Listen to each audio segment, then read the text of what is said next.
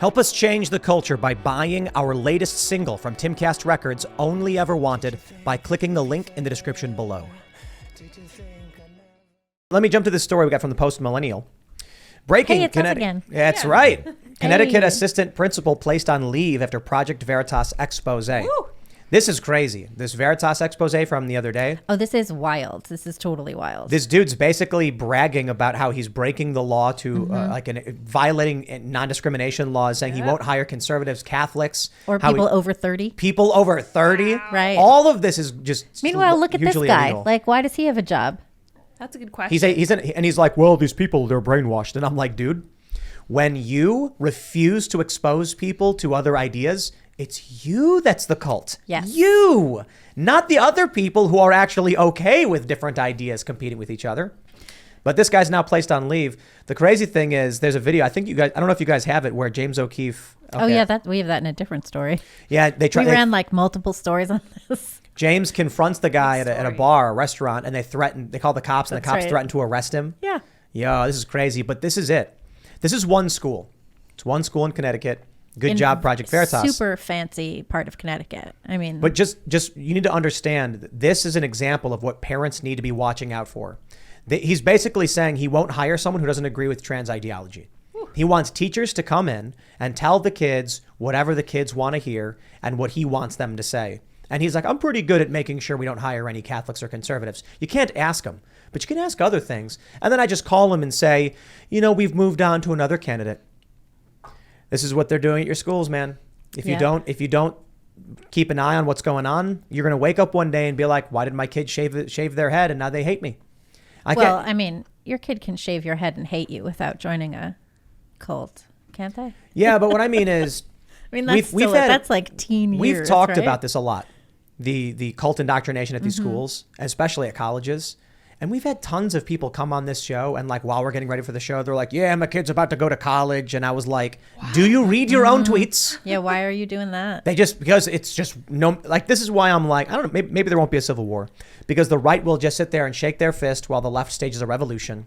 Because even knowing the schools are doing this, they keep sending their kids to these schools. It's like, okay, I guess, sure, fine, whatever. Well, it is hard. I mean, as a parent, it is hard to try and like figure out if there's a path that you can take. I talk to my kid all the time about all of these things. Homeschooling? Well, microschooling, private schools. You got to do all of these things. You got to figure it out. I'm just saying it is hard to figure out a choice. It's a full-time job to figure out how to educate your kid. Yeah, no one ever said having kids was easy. Hey, I didn't say it was easy. My son actually has said like he wants to go to college, and I'm like, you could also just buy a truck. I got an idea though. Hear me out.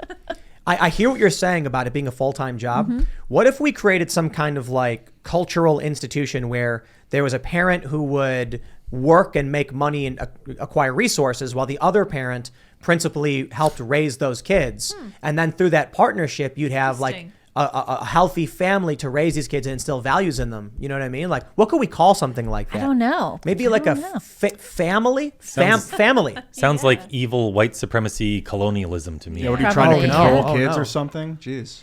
The other thing too is I was recently listening to, or something, somehow I was absorbing information about what? Who knows how? I don't know how, about now? Divorce, about like the history of divorce in the U.S. And I have come to the conclusion that no-fault divorce was a total mistake. Oh, yeah. This should never have been allowed at all. And it was the communists. Right. Yeah, it's a terrible plan. I love this. We never should have done this. Media Matters, I think it was Media Matters, one of these lefty outlets wrote like, Timcast IRL, the right wing is now coming for no-fault divorce. And I'm like, okay, like what? Dude, how do you protect against no-fault divorce as a guy, as a woman too, I guess? But I mean, I have like, I'm in my 40s. I know lots of women who are no longer married. There's crazy stories. A guy wakes up one day and he's like, I don't want to be married to you anymore. And then he takes the house and tries to take the kids. And you're like, what did I do? What happened?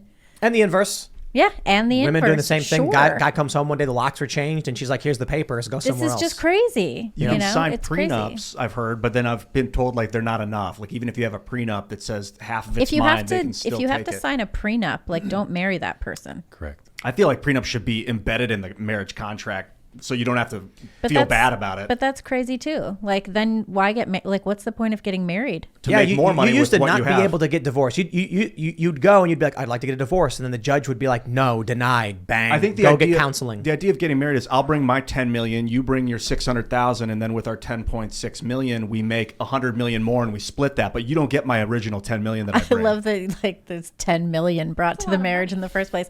I just remembered what it was that I was listening to. It was the Criminal podcast about this woman who was trying to get divorced from her husband after he had been convicted of murder. And she had to go to South. It was like, I don't know, sometime before now. She had to go to South Dakota but that's a little to do different, it. right? You know what I'm saying? Like, But then he was exonerated is what happened. And she could have potentially gotten the divorce because he was in prison. But then he was exonerated. His dad got him off on like all these reasons. And so she had to go to South Dakota and live there for like a year in order to qualify to get divorced because it was legal there. And then crazy, South man. Dakota changed their law and other people started having no fault divorce and whatever. But yeah, Criminal podcast. I like that podcast. Did you catch what I was saying about the prenup, embedded prenup, why I think it makes sense? Yeah, because then you don't have to worry about it when you get divorced. You can just leave with your stuff. Like marriage is a business contract, and you bring in your initial investment, and they bring their initial investment. I don't see why they should have access to your initial investment before you do them. I kind of feel like considering marriage as a business contract defeats the entire point of marriage. That's not how I would ever view marriage as a business arrangement. It's just financial. Then why do it? Just so you don't have to get taxed when you give your wife $100,000 a year. I hate this idea of marriage. I don't. That's all. That's really all it that's is. not what Terrible. marriage is. Yeah. It's just like I can give you more than $14,000 a year. That should not be gift the deal. limit, and then I'm not going to get So, taxed like, on it. There should Let's be use your scenario, love Ian. involved. There should be wanting to but you don't take need to care get of a married. family. Let's use your scenario about $10 million. You don't need to If get you married had for the 10, Ian, business if you had contract $10 either. million and Yeah, you but it's married a someone with lucrative 600,000, you It's would a just lucrative- hurt each other tax wise. Well, what you would do is you do it because you want to make more money together. That's the idea. Is we're going to combine. No, Where did Ian, you get Ian, you the don't $10 understand. million to You start don't with? Like, you understand. should probably be getting married in your early 20s. You know, You're like, hurting the taxes of the other person if you marry them if you have that much money. Unless you're that's stagnant. true, If too. you're That's stagnant. true, If too. I come in with No. When someone's making, $250K and they marry someone who's making 100 million or making 25 million per year, and now it's a joint filing, you basically have just jumped straight up. There's no benefit received to the person who's making less money. They just get taxed more. yeah, but It doesn't make sense. They're also making 12.5 million a year because they're married to someone that's making 25. Yeah, but here's the other piece of that is like, if you're both these wealthy millionaires, like, how do you even have time to find someone to fall in love with? Like, that really is a business contract. Like, working to make a lot of money is, maybe I'm just doing it wrong. I should but, clarify like, too, because I working think is a thing. the highest You have to bracket. work hard. What's the highest bracket? It's 250, right? 250 and up. I have no idea. So it's actually like if someone's making 50K and they marry someone who's making 500, it's bad tax wise. It's like, I mean, I would not encourage getting married and not trying to make more money. I think the purpose is you're going to make at least 10 times what you're making alone if you're married. I don't think it's bad tax wise. It's, And I say this it's- as a former financial advisor because the 500 person can come down to a lower tax bracket. right. Because, well, it would basically put half of their money. They would get another 125K towards deductible or whatever. Or no, that's not how it works. It's yes, you're right. Like maybe what I'm trying to 250 say each. is The overall tax bracket might come down, but what I'm anyway. trying to say is if you're acting as an individual who wants a prenup, it is bad for you to enter this arrangement because it benefits the person who has more money. And depending on how much money they have, it may not actually be a benefit at all for anybody. So what I'm trying to get at is the system itself is being set up in such a way that it really, really disincentivizes marriage. Like you can lose. It's true on the poor side too. I mean, just across the board, the Yeah. whole system is completely screwed up. But like, if you're poor, Bring back the dowry. That's what we need, right? You know, the do you know dad will get. I have linens from my great grandmother's trousseau Oh yeah. that she embroidered and brought with her into her marriage. I've been tossing around getting married. It's been like I was dating this girl, and I'm like, I want to give her money every year, but I don't want to get taxed on it. So like, what's the only way to do that is to have a joint bank account. It's basically we can share funds. But I'm like, it seems so cold and calculated. It but sure like, does. Maybe Gotta that's say. the way you're supposed to treat marriage because it's all numbers. It's not like a love doesn't make love. Like that's up to me. I got to do that in my own soul. I think one of the big problems we have is that regardless of whether they're conservative. Actually, no. I would say this principally of conservatives.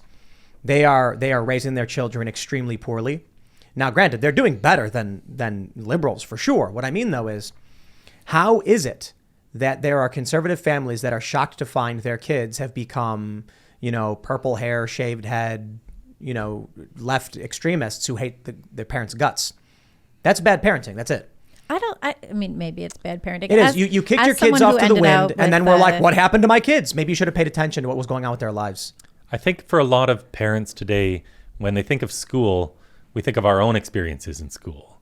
And a lot of them just have no idea how much things have changed. These aren't education centers anymore. They're indoctrination centers, and people are getting blindsided. It's not even. It's also there's more to it. We had our friend Richie McGinnis's mom was on, and she's an old school feminist, and we tried explaining to her that feminists today are pro-war. She was shocked. She said, "No, they're not." Yeah, they are. They all have like Martina Navratilova has Ukraine flag in her. Yeah, Twitter bio. they want to pump money into the war machine. That's correct. They want Raytheon to see those record profits. And we're about to sell a bunch of weapons to Taiwan too. Like exactly, $1 billion.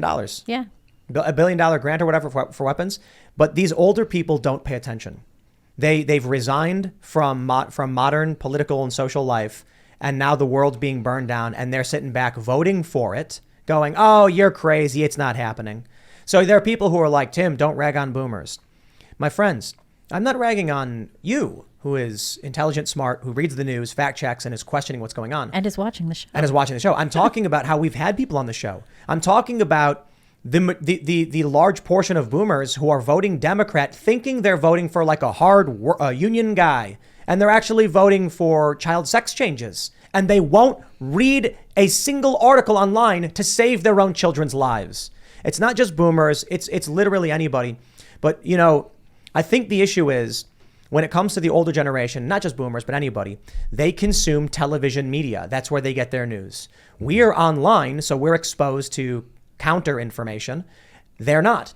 So they sit there in their lounge chairs watching CNN going, "Wow, can't believe that's true again." And no matter how many times there's a hoax, no matter how many times there's a new Jussie Smollett, they believe it. At a certain point, you got to be like, okay, this thing's just full of crap. Yeah, there is a sense of erosion that is interplayed as well. Like it's not, people are not impervious to realizing what's going on. Eventually, sometimes enough information appears in their face. They see enough genderqueer books or books about this and that, and seeing a 12-year-old with the double mastectomy, and they're like, sometimes like an erosion can happen slowly over time. Sometimes all of a sudden a big piece of rock just falls off and you're like, whoa, what am I looking at? The trick now is, are you familiar with black propaganda? The concept? Yeah. So this is what the left does, right? Lying, cheating, stealing. And the right doesn't do these things. They try and take this straightforward approach of here's what has to be done. And here's the harsh reality. You go to someone and say, you're going to have to work hard to make a better future. They go, hard work. Then the Democrats come along and say, those loans you took out, we're going to make other people pay for them. And they're like, sounds good to me. Freebie, right? What they even say is that no one's going to have to pay for them.